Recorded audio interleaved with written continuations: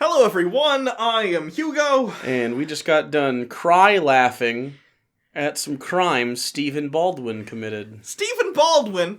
What year was this? Was it Stephen? Or no, Daniel Baldwin. Daniel? Daniel Baldwin once was arrested for doing cocaine in a hotel and running down the hallway screaming... Naked, screaming, Baldwin! We didn't make that up. Which I'd like to think is his crime catchbaldwin. Because he's that desperate for people to recognize him. I'm a Baldwin! As a Baldwin. He didn't even say I'm a Baldwin. He literally just said... Baldwin! Baldwin! Anyway, so today we're going to bring you a movie that we actually feel obligated to mention. It's about rape and sexual assault, and it does such a poor job of it that I think we need to say, hey, they do a really bad job of it, so... Fair warning. Yeah, it made me uncomfortable. Yeah. So today we have Loving the Bad Man, and as you can see on screen, with the poster and the DVD cover, top billed. It's not just Loving the Bad Man, it's Loving the Bad Man with Stephen Baldwin. That is the official title on the DVD cover. That is how important he is to this film. Oh, is he? According to the advertising. Well, anyways. So here's Loving the Bad Man. It's bad. Man. Stop! The film opens as all great cinematic masterpieces do, with a man installing sprinklers in his yard. I'll let this comedy beat set the tone for the rest of the film.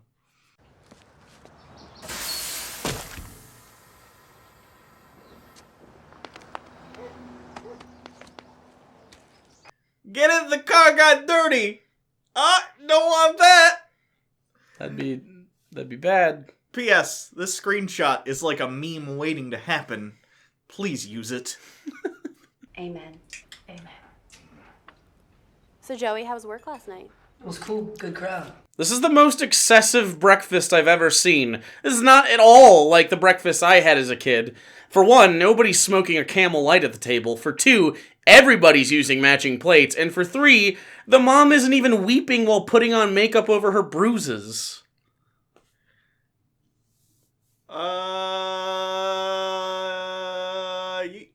You good? I have frequent emotional outbursts and PTSD. Alright. Joey's got a write-up in the arts and events section of the Sentinel, Dad. He's one of the best DJs in Orlando. Wow. Okay, so he's the best DJ in Orlando, but in fairness, I feel like being the best at anything in Orlando is kind of easy, because once you reach the level of success at which you are deemed the best at something, you probably have the money to leave Orlando. And frankly, unless you like awful pastel nightmare tourist traps and people trying to upsell you on Disney Fast Passes, you don't want to be there. We're helping this camp for kids that have been in trouble with the law. Just be doing repairs, organizing their storage, stuff like that. Did this guy just have a contract rider that he has to show his abs in every movie? Or did he just switch over from porn and his fuck acting muscles just like the muscle memory was too much? He's like, oh wait, when I act now, my clothes are on. Okay. He's got one of those Ryan Reynolds contracts. Okay, I respect it. He got the body. Best thing in this film, frankly. I gotta go, sorry. You didn't eat. Dad, I'm 23. I can take care of myself. She's 23. That's actually pretty surprising. I kind of pegged the dad here as a when you turn 18, you owe me rent kind of guy. But maybe I'm projecting my own experiences onto men with obvious alcohol problems and bad hairlines. Oh. If only he watched this show, he could know he was being roasted so constantly. Okay, I know you're not okay. It's okay, this is not okay. Everything's fine. Connor. Yeah, tough guy, I'm talking to you. When are you gonna get this car finished?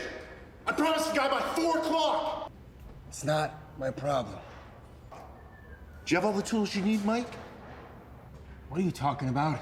The parts truck didn't show up until after lunch. Well, maybe you can stop stealing my tools. This is exactly why you don't date anybody from work, because when you have arguments in the home, they carry over to the professional workplace, and that is just not good for... It makes the whole thing awkward for everybody working there, okay? Don't do it.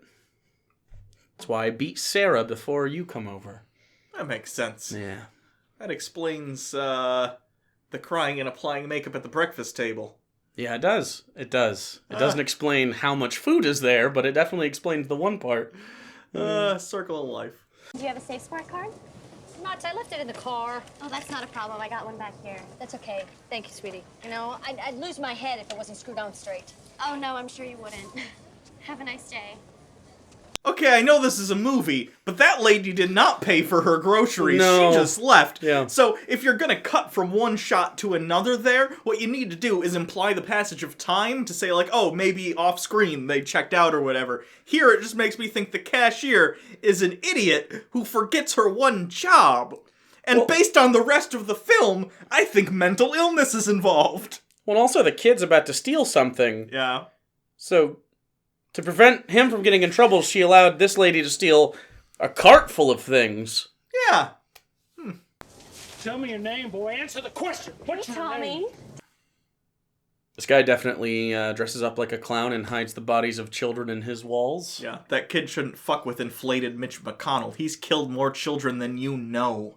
Why are you defending this little turd? I'm not defending him. I'm buying him some Pop-Tarts.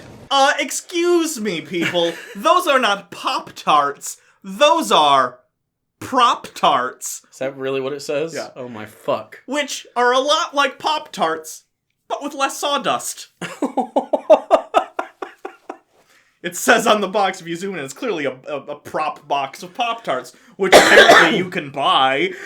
It says it's like pop, but the R is really tiny, like it's a joke. Like, it's clearly supposed to be a background gag, like, oh, we need something to stock these shelves. Prop-Tarts. Stupid. But, like, it's in the foreground. Do they say Prop-Tarts? No, they say Pop-Tarts. Is that legal? Like, without buying the rights? You can say Pop-Tart, like, we can talk about Coke, but, like, this is legally dubious, you know what I mean? Why did you do it then?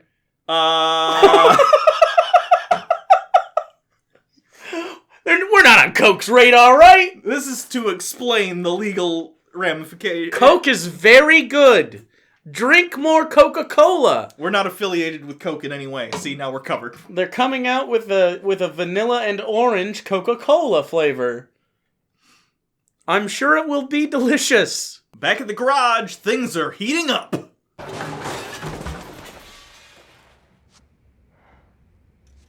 I gotta be honest, I did not expect him to top on camera, but now that he's doing it, my libido is, it's increased. I can smell it. I saw what you did for that kid. What kid? The kid that was stealing Pop-Tarts. Oh yeah, that's a neighborhood kid. It was a really nice thing you did for him. I was impressed. Note to the audience. No one has ever gotten a date by talking about Pop-Tarts. That is, unless you're talking to an 8-year-old about what they want for breakfast. And frankly, if you're doing that, you shouldn't get a date out of it. What's wrong with Pop-Tarts? They're breakfast cookies. I will die on this hill. They're just cookies that they say you can eat for breakfast. It's a scam! So Julie walks to the nearest bar to get help. Unfortunately, this is also where Connor, our fist-fighting mechanic, has decided to drown his sorrows. No, my tire popped across the street, and I called roadside, but they can't be here for another hour, and... Yeah, it figures. The guy in the green shirt down there is a pretty good mechanic. You don't need a mechanic to change a tire. I can change a tire, and I'm so useless, I do YouTube for a living. Where's your car? It's outside. Yeah, he can see your car isn't in the bar, Julie. What? I imagine him expecting it to be in the bar. Yeah, that is a problem. I don't know if that's more a contractor problem than a mechanic problem. You built this bar around her car? Interesting. And you didn't... Remember that episode of Boy Meets World where they took apart the teacher's car and put it back together in her classroom? No. Wait, was that Drake and Josh? I can't imagine it matters. Was it both? Did they both have episodes where someone took apart a teacher's car and put it back together in their classroom? It was definitely on Drake and Josh. Corey once threatened his dad into that he was going to turn gay. It's like, if you don't hang out with me, Dad, I'm going to suck dick. The 90s were weird. Remember that time Corey became a werewolf? No. Me either. So now we get to the uncomfortable part of the movie, the rape scene. I get the impression that the director wanted some sort of surreal thing where a lot of things are happening at once. Instead, we get weird, what I would call artsy editing that really just comes off as awkward and weird. See, I've seen really impactful rape scenes where you don't have to show it. Yeah. Where it's just like the victim like stares at something and then all you see is that thing for a little bit and the sound sort of fades away and you cut to black. Like, there's ways to do this in a tasteful way that isn't that both saves some dignity for people who experience rape and and not making it like kind of exploitative. You can also do it like Girl in the Dragon Tattoo, where it just fucking happens on screen and it's very visceral, and then of course she gets her revenge, which feels fucking great. But there's ways to do it. This is not the way to do it, in my opinion. It depends on what you're trying to accomplish in the story. I agree. In something like Girl with the Dragon Tattoo, or even something like, I don't know, A Clockwork Orange, which depicts sexual violence very explicitly. Yeah. Often in those movies, it's trying to make a point about the violence of sexual assault and rape and things like that. It's trying to comment on maybe society in some way and make you as an audience feel uncomfortable by showing you this very visceral, violent imagery. But in a story like this that's more based around the victims of these crimes and the impact those crimes have on them, which this movie should ostensibly be about, although it's not really when it comes down to it. No. You want to maybe not focus so much on the actual overt violence of the situation by showing the audience that. You can kind of just imply it happened, and then you deal with the fallout. But this movie does neither. Yeah, and also, like, the provocation of it was she offered him money for helping, and then he got upset, saying, I'm not poor. Like, this isn't a real-world situation. No. Like, that's not what happened. People don't just fly off the handle because they're offended. I mean, it probably happens statistically, but, like, it's usually someone with a mindset about, like, they don't respect other people's boundaries, and there's, like, this person, and by the way, he's going to later on, there's going to be a whole redemption narrative. Yeah, that's what the movie's about, basically. And it never seems like, first of all, the movie doesn't say, it basically is like, he has nothing to really, it wasn't really his fault. Yeah. Because he was drunk. Yeah. And then also, like, that she's crazy. Like, everybody in this movie is like, you're an idiot. The whole time. It's a lot to deal with. It's a lot. Yeah. So basically, very poorly done. I didn't expect much, and still ended up being pretty disappointed in the outcome. Yeah. So, sorry, but this is, here we go!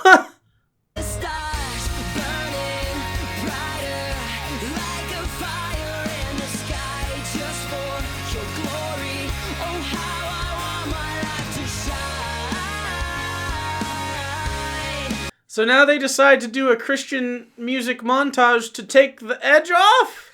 Makes me pretty uncomfortable, oh boy!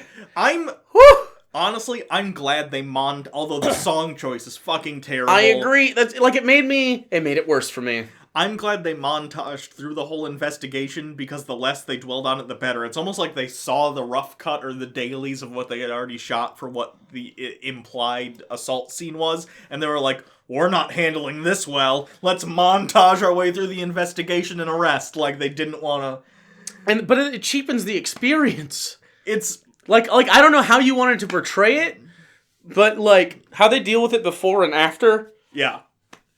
Implies to me we gotta show that process in some way. You can't just slap some Christian music over top of it. Instead, it just makes it go like, things happen. Bad.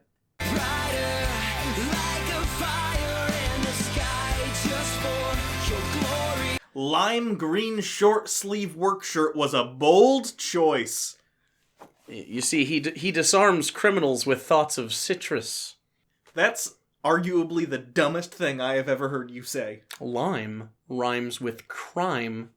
I rest my case. You're under arrest for raping Julie Thompson, buddy. What? Wait, who's Julie Thompson? You have the right to remain silent. I didn't rape anybody, man. Relax. I don't even know Julie Thompson. Alright, we got him! Movie's over, right? We can go home? You watch the rest of this movie, and you see the runtime when you wrote this down, you know that's not true. That is why I insist it must be over. They caught the guy.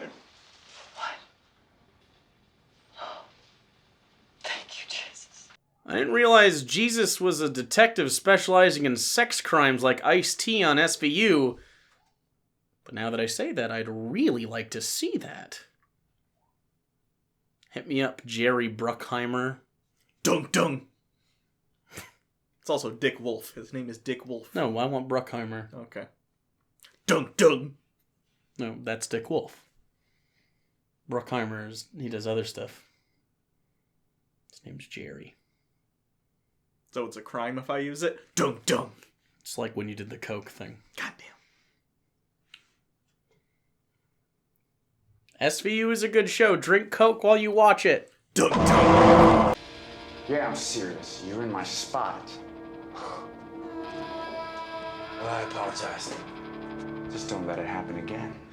Billy Zane's stuntman does not like other people in his cell. That is a well-known fact for Zane actors. Like Zane-related actors. Is that a genre of thing? I guess you have Billy Zane, you have Billy Zane stand-ins. Stay tuned for my Billy Zane bit. It's coming. It's right around the corner. I can see it. Here it comes. I just want y'all to know, these are the bits that stay in. Imagine the things I have to sit through that get cut out. Not a lot. Everything is content.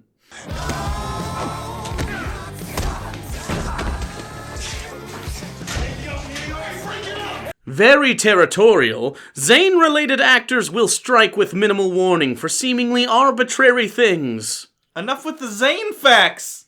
No!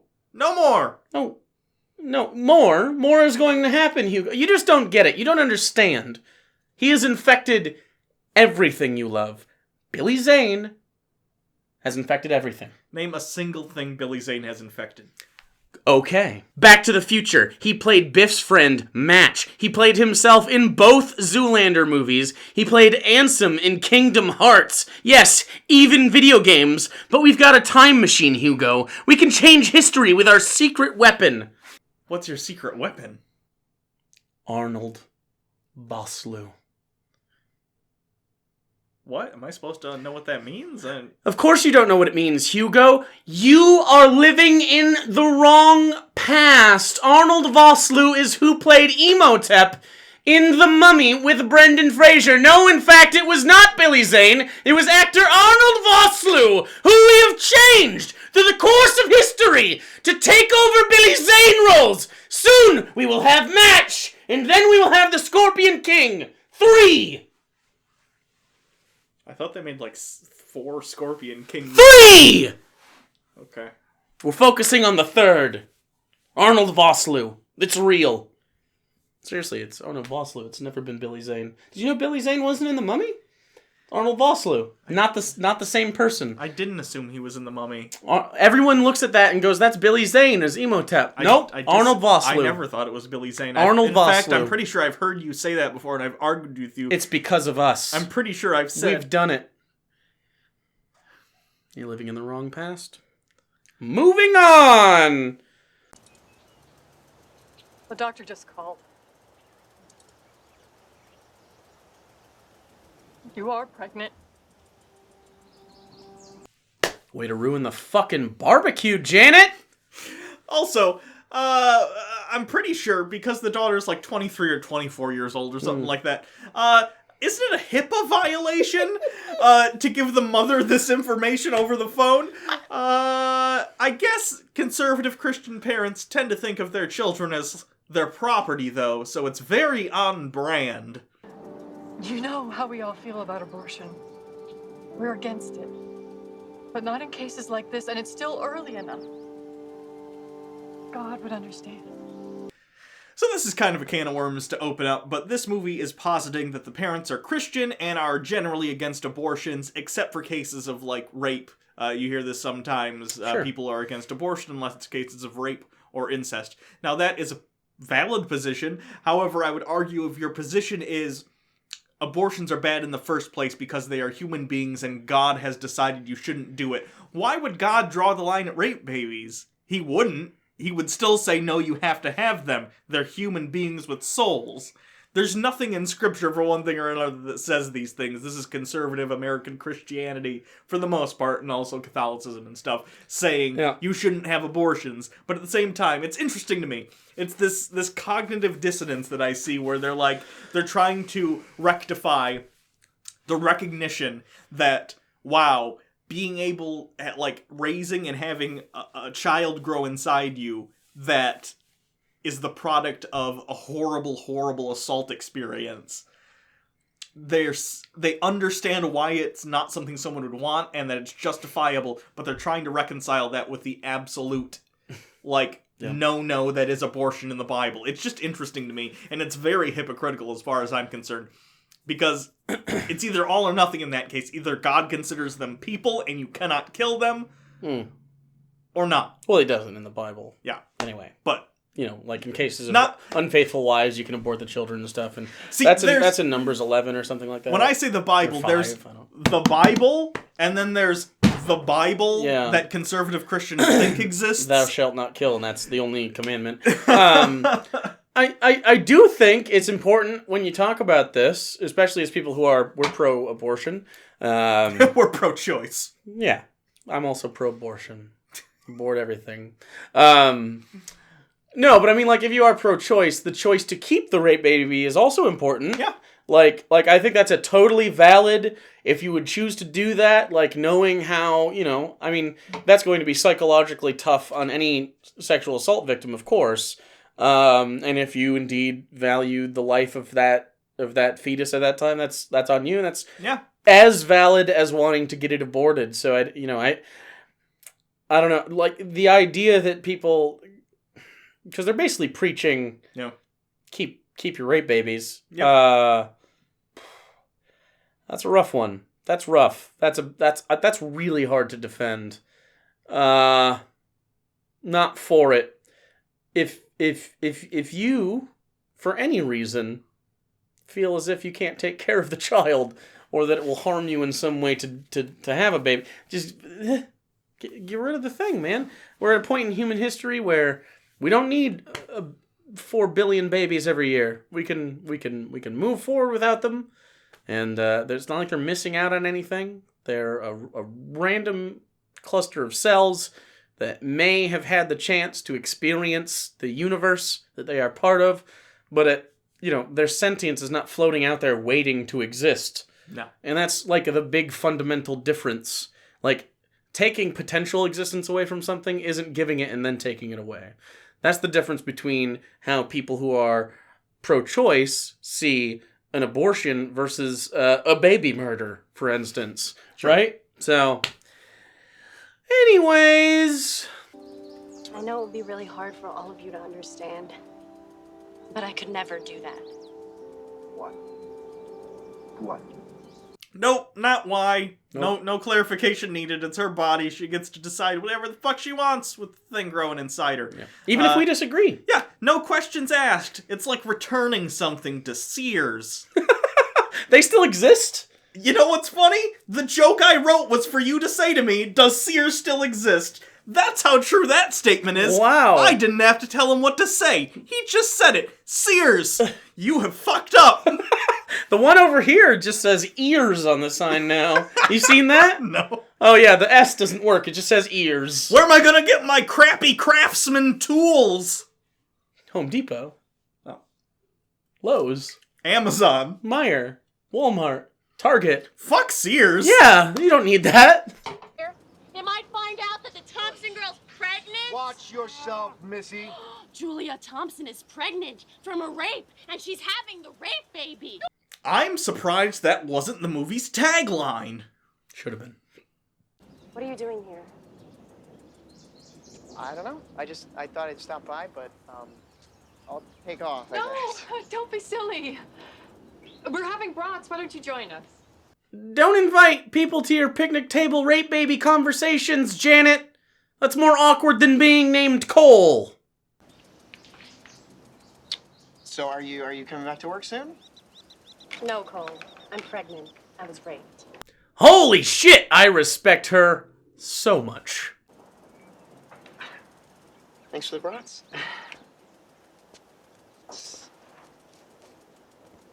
Okay, so before he had the baked potato at lunch in foil, now he grabs a bratwurst by his hand, grabs the heel of a bun and wraps the bratwurst in it, puts no toppings on it, and walks away. Cole is a psychopath. I will die on this hill. You cannot talk me out of it. I didn't notice that. He goes, and walks away. Like, thanks. I think they were trying to be like, isn't that awkward? But they don't, like, shoot it different. I can tell. You know what I mean? I can tell in the movie they were trying to make him awkward, but, like, endearing. But the endearing part did not come off, and it wasn't even, like, movie awkward. It just felt genuinely awkward. Like, right. Like if you're going to do that, have someone go, Did you want anything with that? Like, there needs to be a comedy beat or someone reacting to it. Yeah. Or it needs to be shot in a certain way or edited in a certain way that gives that, like, signal that this is supposed to be kind of quirky or funny or they weird. Didn't do that. It was really, really, really weird.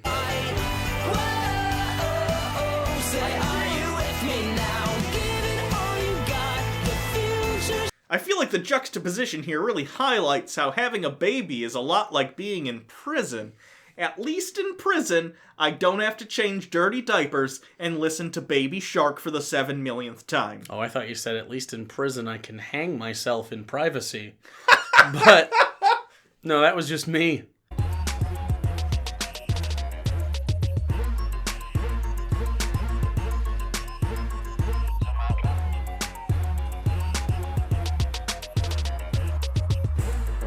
Okay, so at this point we see what's like the prison yard. Now, here's what confuses me about this movie. This might be a real prison yard. I don't know. It's very small. But the way they shot it makes it look like it was just some courtyard somewhere that they threw barbed wire on. And also, if you look in certain shots in the movie, you can see, like, where the guards are standing on top of stuff. You can see, like, what looks like apartments. Not shitty apartments, decent apartments, like, right across the street. Normally, prisons, I think, have a decent tract of land around. Like a buffer zone. So, I'm fairly confident this is not a prison. At best, maybe it's a jail they were able to get to film at that had a little tiny little yard where people who were locked up for maybe a week or something can, like, hang out. But I don't know. Can hang out. You know what I mean. That. Like they're playing Yu-Gi-Oh! At lunch. You know what? If we started giving prisoners Magic the Gathering cards, the violence would go down until someone gets like a... Until someone runs a fucking vampire deck or a white deck. Thanks for finishing that joke. I don't know anything about Magic. I was gonna spin my wheels there for a while. Neither do I. Fuck!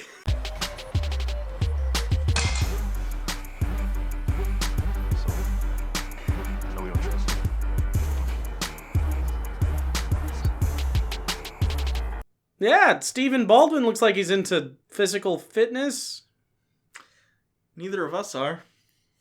Okay, I didn't come here for a fucking intervention. I came here to make fun of Stephen Baldwin, goddammit. Yeah, I get it. Look at him. They drew on his face. I am looking at him. Okay, I want to talk about Stephen Baldwin for a second. Do you? Yeah, I mentioned this at the beginning. I don't have the case with me. I left it at home. But, he's, like, on the cover, like, it's Loving the Bad Man with Stephen Baldwin. He's in maybe 3 to 5 minutes of this movie on screen, and I'm being pretty generous. Normally I would say, oh, they got this one actor for maybe a day of shooting. There's no way they had Stephen Baldwin for a day. They had him for, like, 2 hours, half an hour. They were like, we gotta pencil some, like, Hitler, Nazi stuff, like the 8-8, which isn't even on his forehead. That was 1488. I think it is. Because Heil Hitler. It's 14 words and 88. For the 14 words are some A, B, Nazi C, D, bullshit. E, That's, no, the 14... F, G, H. H. Heil Hitler. Yeah. Yeah. That's what the HH is, but the 14's a different thing. Right. Okay. Either way, Stephen Baldwin's barely in this movie.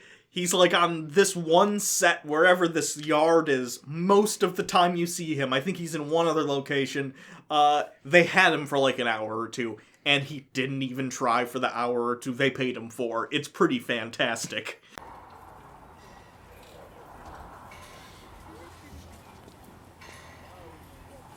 Oh yeah, I got a few ideas. So the prison shots are all kind of shot with this like light green hue throughout the whole thing. Yeah. And I think at first I thought like, oh, they're trying to make it dramatic. But what I really think is the prison is trying to disarm the criminals with thoughts of citrus.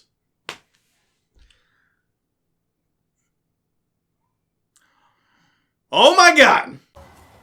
Brother Tyler, you're my recruiter.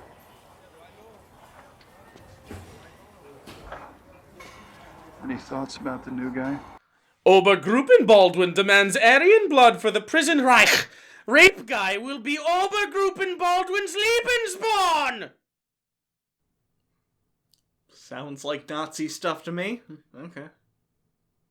It was. Oh. Sort of. So we get another brief montage, this time of Julie dealing with her baby and getting inspired to make a photo album. Wow, this movie is really trying to pad itself out. You know what sucks more than trying to take care of a rape baby when you're a single mother in the middle of the night after a series of sexual assaults and mistreatment by your family? No. Me either. But the one who did not know his master's will and committed deeds worthy of a flogging will receive only but a few. That's right, ladies. If you're sad at 4 a.m., just start crafting for Jesus. There's nothing that makes Jesus happier more than those scissors that cut squiggly lines. Oh, I like those. They're like, Yeah. yeah. Yep, Jesus does too, Oh. apparently. I feel like It'll make you feel better. I feel like Jesus has better things to worry about than scissors. Like stopping rapes. Maybe with those scissors? They cut However you do it. They cut the rapist's dick off, but it's like a fun little design on the dick nub. I think I'd keep it. What the hell are you doing here? I'm here to see you. Look who I brought with me. So with nothing visually or through dialogue really explaining why, Julie decides to go and visit Connor, her assailant, in prison with her baby. Yikes. Yeah. I've got a whole bunch of pictures here. Wait a minute. Listen to me. Are you trying to say this is my son? I'm not trying to say it. I am saying it. Okay, so movie and Julie. There's forgiveness, and then there's denial. This falls squarely on the side of denial. She's not just forgiving him, she is talking to him and behaving like nothing happened. Like they're friends. Whatsoever. Very fucked up. If a therapist or anyone saw this, they would be like, ooh, this person is so deep in the denial, like, stage. They are not dealing with their trauma at all. By the way, this movie was written by not one, not two, 3 men. Who I'd imagine... Do you think when they added the third one, they thought, we'll get it right with him? So, I'd imagine, doesn't seem like they consulted any victims of sexual assault on this. Doesn't seem like they talked to any women about this, or know any women. Well, I strongly recommend if you're subject of a film that you are writing to become a movie, like talk to someone that's experienced this. If you have, then maybe talk to another one, and then a third, and talk to many different people, and maybe look up some studies and talk to some psychologists. And you could even talk to fucking religious folks about this. Like, have some perspective when you write this, and then decide the story you want to tell. Because what this is doing here is basically saying, if people harm you, it's on you to forgive them. No, you are under no obligation in any scenario, if you are harmed at all, in any facet, to ever forgive that person or to have a relationship with them. You are more than likely able to cut them out of your life. If that's something that would make you healthier, you ought to do so. And you definitely shouldn't go trying to just fucking forgive your rapist unless you're like a mental health professional is like, I think this is a step you need to take for your mental health. I don't see that happening, but this is so fucking harmful. This is the last thing you need to be doing, okay? It's not good, just real bad. It's also incredibly harmful in the sense that, like, if a young man or something were to see I think this somebody's film, forgiven if you do. The whole movie's essentially, it shows the rapist, and the movie is mostly about the rapist in a compassionate light. Which I couldn't be fine with if you do it correctly, right? Not in this. Not in this way. This is in no way like they pay lip service throughout the film, like, oh, I did bad things my whole life, but then I found Jesus, and it's like, you're not forgiven. You're not. Like your actions. It feels like there's no actual accounting for one's actions. Like he's in prison, but to him, it's like, Yeah. You know what I mean? Like he still gets a relationship with the lady and the fucking. Like, his life is made better by the crime he commits. I know. It's not good. It's bad. Don't do this. Yep. This is crazy. I mean, you're crazy. Are you kidding me? I mean, how am I supposed to know how many people you've been with? How am I supposed to know that's my kid? I mean, you've got some brass balls, lady. Wow, it's almost like your rapist isn't a very nice guy. If only there were signs! All right, I'm in here because of you, all right? I don't care about you or this kid. You understand that? I could not care less. This is just kind of a sick game. I mean, this ain't mine. I'm in here for a minimum of 10 years, you freak. 10 years! You don't really get to blame the rape victim for the rape you committed. Or the sentencing that you experience after that. You did the thing! But as the movie points out, he was drunk. Which apparently is... Don't care. Being drunk is Schrodinger's Christian excuse, because if a woman is drunk and gets raped, it's her fault. If a man rapes and is drunk, it's also her fault. Well, it's half her fault. Oh. Yeah. Looks like it's time to remind us they had Baldwin for an hour. Well, it seems to me that it would only be fair that you pay at least 30% on the deal. Oh, there he goes. That was nice. That was nice of him. It's like Halley's Comet. Yeah. But more disappointing. What do you think she wants? With the baby again? Just like before. This is a white girl, or what? This guy gets it. Yeah. Why? Because she's white? All the white babies in the world have to be mine? Yeah, the ones you boned, you moron. Boned?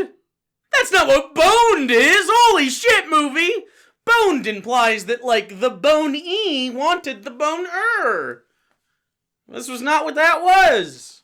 So the movie now decides it's time to have a scene in which some of the other convicts believe that the victim who is coming up to see Connor is actually his girlfriend. Specifically because I guess the director is a fucking ghoul. What the fuck? What the fuck is the point of this scene other than to provoke and like... He goes on to write the next thing. She's just some lonely psycho. It's obsessed with me. I wish I had a psycho that looked like that. Obsessed with me, huh? Especially while I'm doing time. Did they even fucking write lines for this guy? Or did they just find him and was like, hey, go be a fucking creep? Because it worked. Whatever it did worked. Brother Tyler, if we do something, it's because we want to win. Otherwise, it would be stupid. Stephen Baldwin plays a very good Ambien Nazi.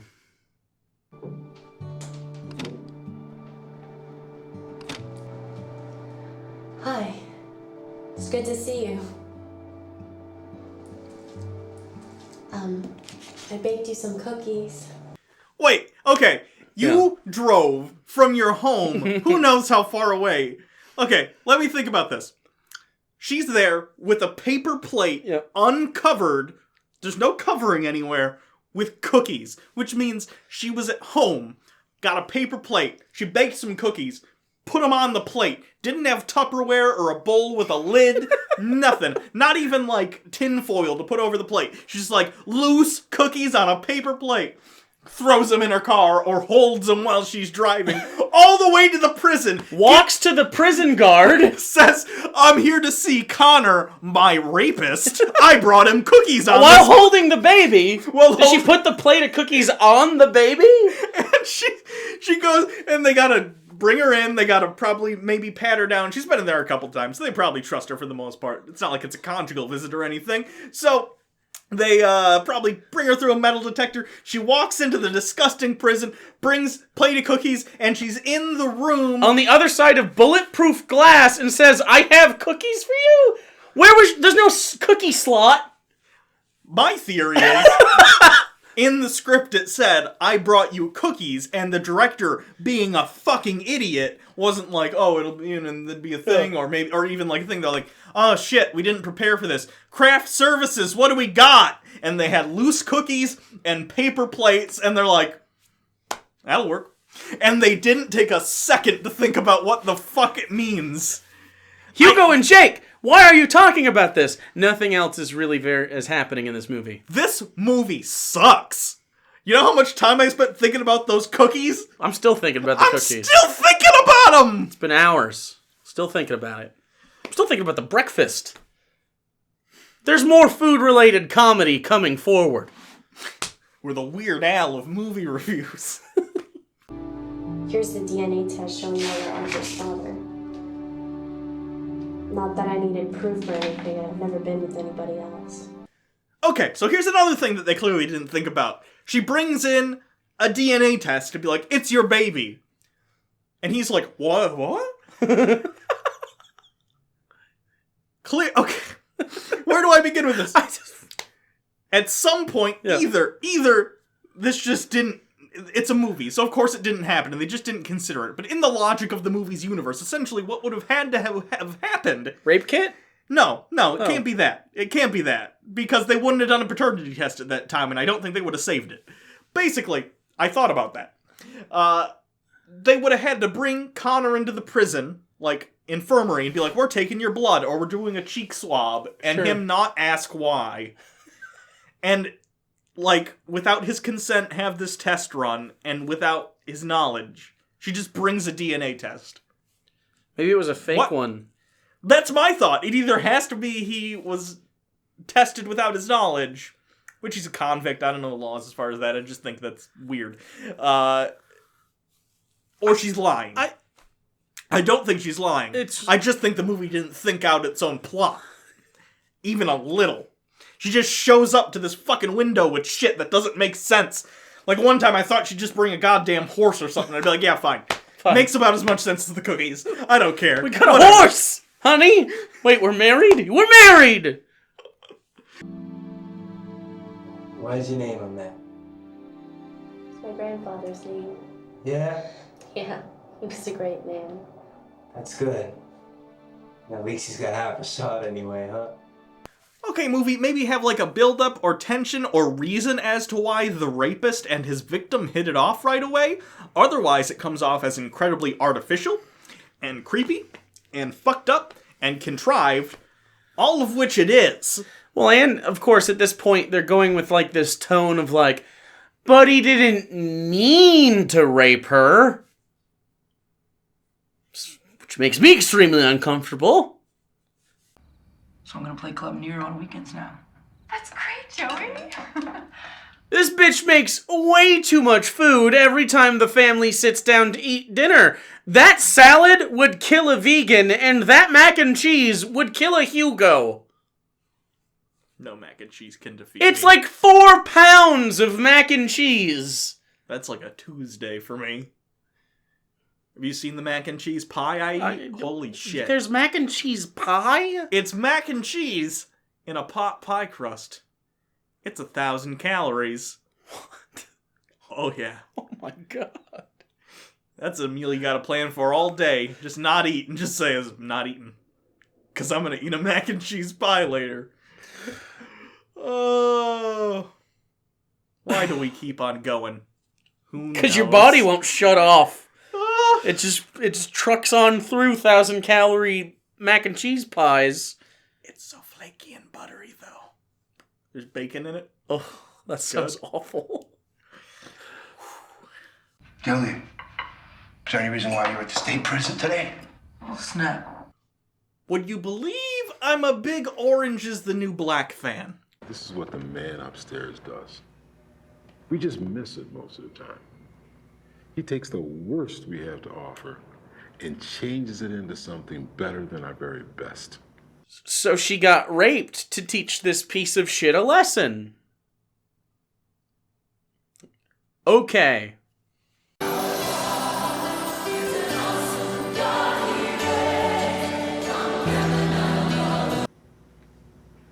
Just think about it. I thought maybe I could help him. I've been taking Arthur there sometimes. It seemed like the right thing to do. Sometimes. Sometimes, as in more than once?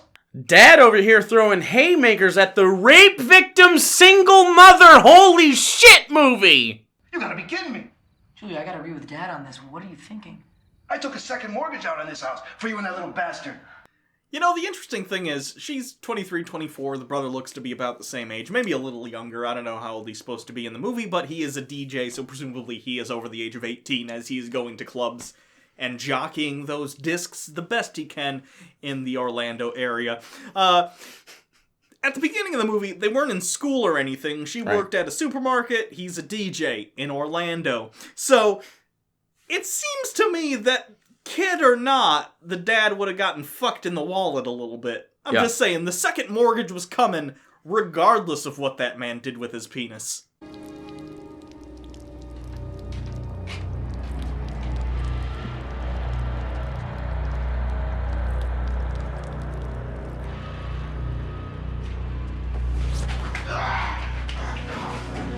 Hey, Cecil. Just a public service announcement. If you kill a man while his dick is out at the urinal, that's a great way to get the pee-pee on you. My family found out I was visiting you. What did they say? Didn't go well. I had to leave my house. What? No, you can't do that. Maybe you should stop coming around here. I really thought about it, but my family doesn't have the same priorities as I do. I know they mean well, but they... Oh, what? So at this point, again, Julie is choosing seeing her rapist in prison over having a home for herself and her only child. Seems... Which of the three dudes do you think thought this was a good idea that wrote this? Guillermo. Guillermo? What the... No. Was that his name? No, it was Giovanni, that's what we got there. There we go. He has a weird IMDb bio as well, where he talks about, like, I wanted to be a police officer, an FBI special agent. Like, you're not, though. I don't give a fuck. Go read that dude's IMDb. It is weird. Because of me.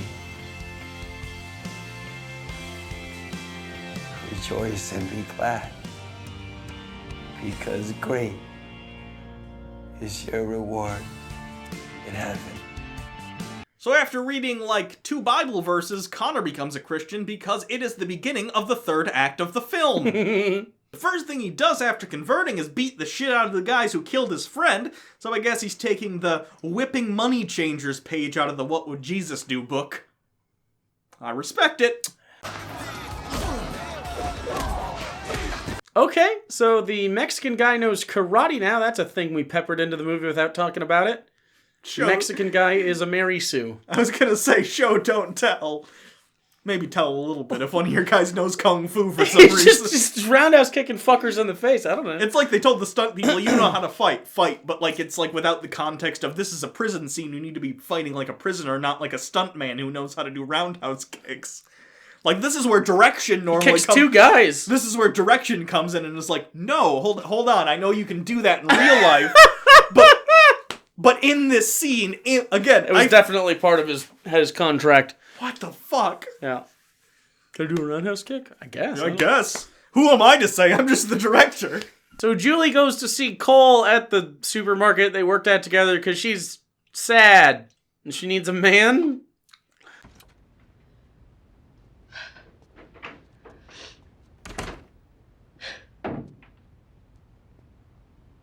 We need to hang out. By the way, in case anyone wonders what happened to fat Mitch McConnell, they mention offhandedly he had a stroke off screen. They couldn't get that extra for another day of shooting, I guess. Or maybe he had a stroke IRL. Oh, maybe, I guess. I feel like that's a little fucked up to just be like, oh yeah, I had a stroke in the movie. Whatever. Anyway, she cries and they walk into the back room and I guess it's shot like a telenovela now. Dios mío. Did he take a day off from directing and give it to the Mexican roundhouse kick guy? And this is all he knew how to do? I like you. A lot. We can't start anything weird. We have to start something good. Something healthy. Or not start anything at all. So is Cole, like, pre-jealous here of the rapist? Between this, the bratwurst bun heel, and the baked potato, I think we can safely assume that Julie ought not one day end up sitting atop the face of Cole. I think we need to nip this in the bud right now and get him out of here. You can tell the movie was written by 3 men specifically because all of the conflict in the movie arises not because of the consequences of the rape and how it affects Julie. It's all about how it affects the various men around her. It's about her dad being Connor. mad. It's about Cole being jealous of Connor. It's about Connor being upset he's in prison for the rape and having to deal with that. She's not a character. She is a prop. It's disgusting. It's fucked. 1, 2, 3. Yes! That was awesome! So creepy, already incredibly possessive, intrusive Cole is now friends with the abusive father that kicked his rape victim's single-mothered daughter out of his home. Are these the good guys? According to the writers, yeah. At least Cole. Cole, being a man, has to go and fix Julie's problem that was caused by another man, her father. That was caused by another man, Cole. Weird movie. She has almost no agency. Her agency does nothing for the events of the film. It's bizarre. Yeah, he's a great DJ. He'd have a lot to offer.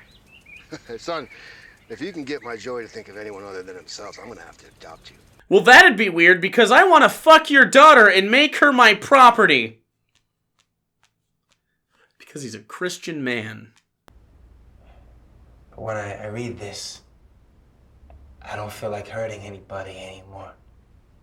The implication that a rapist reading the Bible would make him no longer feel the desire to rape or hurt others is so fucked and bizarre. The Bible's punishment for rape is forcing you to marry your victim. As far as some incels are concerned, that's a goal, not a punishment. This movie is so divorced from reality, it's begging reality to remarry so it can stop paying it alimony.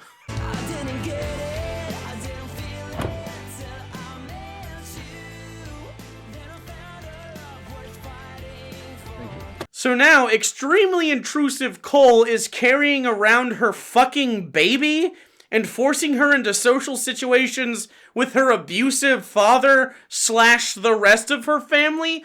What the fuck am I watching? Trash. Joy.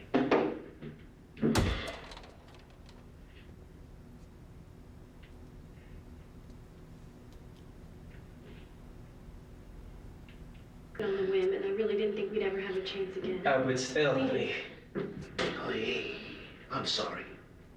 Is this uncomfortable for you? Again, I just want to point out, this scene is like the climactic emotional point of the movie, and it has nothing to do with Julie. It's about the rapist confronting the father of the victim. Not the victim, the father of the victim, because the people who wrote this seemingly are only able to understand this situation from the perspective of a man.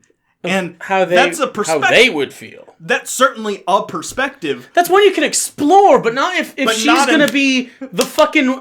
She's supposed to be the character. Right. If you're gonna make this movie, it has to be about her and how she's feeling. It's completely unmotivated the way she's behaving. It makes her come off as delusional and like crazy. hasn't integrated what happened to her. It's messed up. Which makes her even more of a victim throughout the movie. It's so incredibly uncomfortable. I go quietly. Stops here. No more. Manny and Cyrus, our debt is paid. I keep my word, Mike. You know that. So Connor makes a deal so that he will die. In return, the neo-Nazis will not go after Julie and the child whom they have somehow found out about. And as we all know, both Stephen Baldwin and neo-Nazis are very trustworthy, and I'm sure his sacrifice will not be in vain. For some reason, he's like an altruistic Nazi, like a Zen Nazi. I don't. He's an honorable neo-Nazi. Be quick.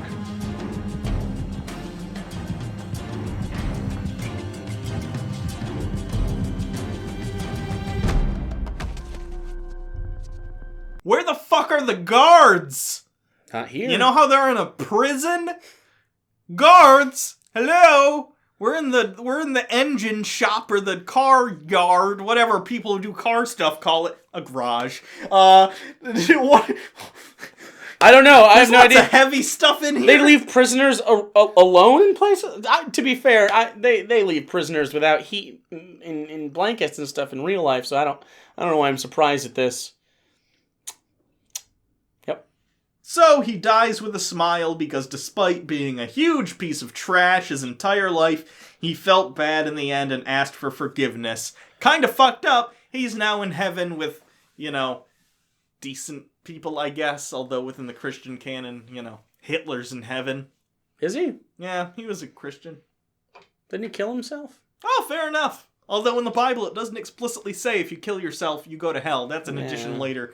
I believe the Catholic Church added that. Well, thou shalt not kill. So. But it wasn't ever explicitly said that killing oneself is the same as killing another until later, because some people were killing themselves because, turns out, Middle Ages, not super great for poor people. So some people were like, I'm going to kill myself and go to heaven, which is better. But those in charge need people to work for them in a fiefdom, so... Yeah. Fun fact, I think I've talked about this on the show a couple times before, but as a child I attempted to do that, which is why I'm the only, first or second grader I know that tried to commit suicide. I went to a very religious school. And well, logically speaking, it makes a lot of sense. And I had a messed up home life, so I was like, good job, parents. Yikes.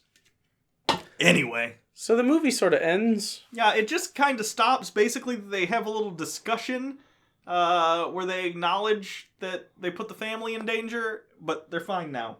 Yep.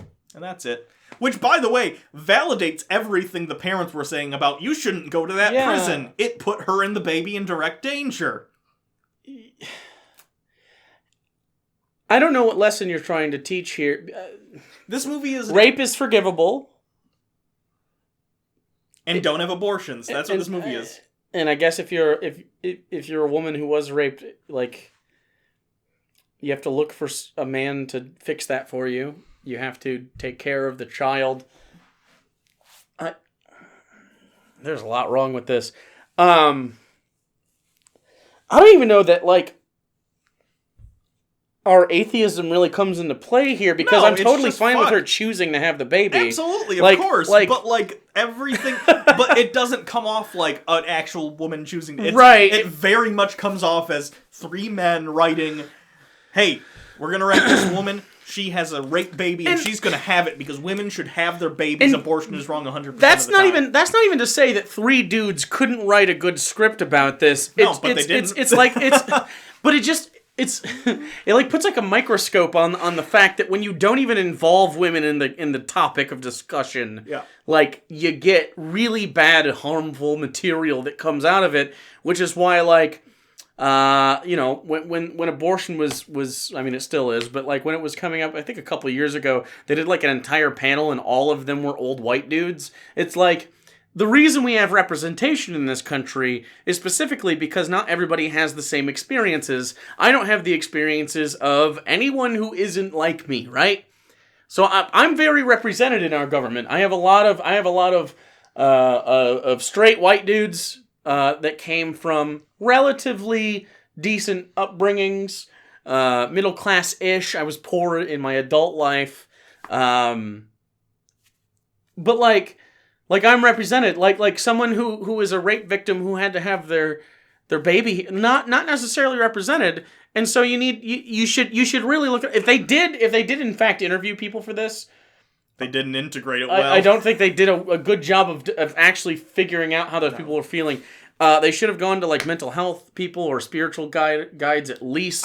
Someone, because it doesn't seem like there's any like empathy. It just kind of seems like here's a series of facts that happen and here's the message we want to preach. How can we fit that into this message of forgive rapists because, or at least if you're a rapist, seek forgiveness from Jesus. And if you are raped and you like don't get the baby aborted if in fact you become pregnant, it's clustery and it's weird and it's off-putting and it's uncomfortable, and I do not recommend you watch this. No. Most of the movies we watch on here, there's something to sort of glean from it, whether it's funny like God's Not Dead, or it's a Kevin Sorbo flick and he has a dead kid, very funny. Like, this is just disgusting. Yeah, it's real bad. It's really bad. I feel bad. Like, this is impossible to find on the internet as far as I'm concerned. So I'm not surprised. I had to buy a physical copy from Amazon for like $6.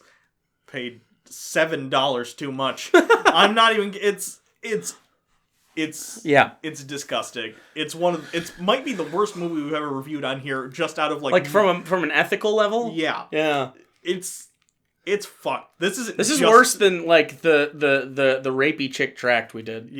Yeah, Lucy or whatever. Yeah, whatever the fuck it was. Yeah, this is worse than that. So yeah, I give this a 0 out of 5. I agree. Unrateable. NA. Not a movie. Fuck this. Not a movie. Steven's got a lot of work since this. Has he? Yeah. Let me look at his IMDb. No, he's busy as fuck. Stephen Baldwin. He's worth $500,000. No, he was worth $400,000. No, $500,000. Oh, you're right. And then Daniel Baldwin was worth $400,000, who was the one that was in the Alaska movie that we just did. I forget what it was called already. What was that fucking Christmas called? with a capital C. That's the one. And then Alec Baldwin, $65 million, but you don't see him in Christian movies, so. Yeah, that's why he makes $65 million. Yup. Let's see what Stephen Baldwin's up to. Oh, Biodome. He was in Biodome. Yeah. Yeah, he's busy, though. He's got stuff in pre- and post-production at the moment. Working around, doing some stuff. So, if you like the movie review, give it a like and share it with your friends. Share it. You can also send us new movies and stuff to watch and review here at the P.O. Box. You can follow us on Twitter. I am at Papa Bird Jake on Twitter. Hugo is at Hugo Reloaded. You can also subscribe to the channel. Make sure you get more of the good stuff, even when it's the bad stuff. You can support the show on Patreon if you want. There's a link down in the description. We also have a Discord where you can come and hang out and talk about various topics with lots of cool people. You can follow me over at Twitch, at twitch.tv/actualjake. I debate folks a lot. You're going to see an abortion debate come up after we put this up. Makes sense. Because it's topical, and that guy was really, really wrong about stuff. Other than that, I think that's pretty much it. If you're a patron, check your thingy. They went through a new payment process thing, and it might be a little fucky for you. So check that out. Double check. It's interesting going through Stephen Baldwin's IMDb. You can tell when his career starts to go down when they stop putting him on the posters. I'm not even kidding. Go look at it. Like, yeah, I believe you. Like, at a certain point, but they're like, he's on the poster, he's on the poster. Darkstorm. Poster. But, like, right around 2005, 2010, they stopped putting him on the poster as much. That's funny. Oh, they're blue because I got paid on Twitch. I'm sure you were wondering. Go to Twitch. They're fabulous. I might get a makeover soon. I keep getting dragged up. I don't know why. Every time I bring up, hey, what do you want me to do next? They're like, be beautiful! What is wrong with you people? Well, until next time, I'm Hugo. I don't know. I'm not a piece of meat. I'm a person. You can be both. You're a meaty person. That's true. Saying I'm Jake. And I'm Jake. This has been Hugo and Jake. I'm a puppet, too. Fuck. Dance, puppet, dance. Eh. Is that a puppet dance? I feel like the people... This is my job. What's-her-face in the movie Chicago did a better job. That's not for you. Never seen it.